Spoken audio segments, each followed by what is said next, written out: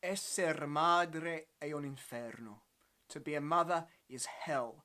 And these are the words that start an aria sung by a mother, Rosa Mamai, in Francesco Cilea's opera L'Arlesiana, the girl from Arles. We're talking about the town of Arles in Provence, in the south of France.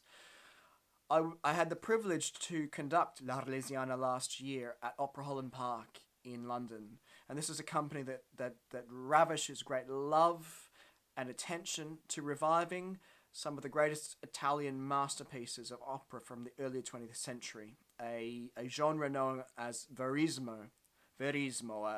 It's a genre that depicts village life in its realness.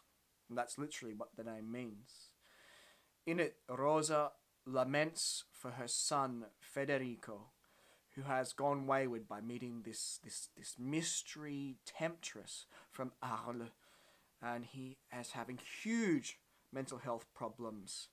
She feels this great despair that only comes from being a mother and having children that go out into the world. And I'm sure my own mother feels like that sometimes, way back in Brisbane, Australia, when I'm here in London. Rosa goes through the full gamut of emotions of despair that a mother would feel in the fear and loathing of what her child is capable of and the harm that her child, Federico in this case, might do to himself.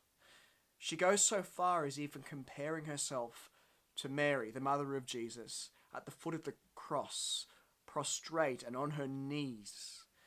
It is a almost an anti-prayer of defiance, and you can see it in the great intensity of the vocal line that starts as a lament, and it builds and it builds and it builds, and it is so poignant, and is one of the great unknown operas of the 20th century, L'Arlesiana, and this aria is one of the great emotional arias, and we almost never hear it.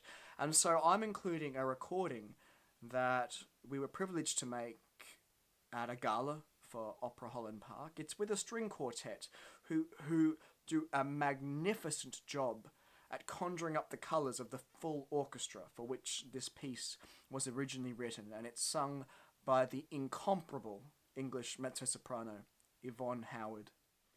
Thank you so much for joining us on this, at times, disquieting and uncomfortable journey through despair in classical music this week.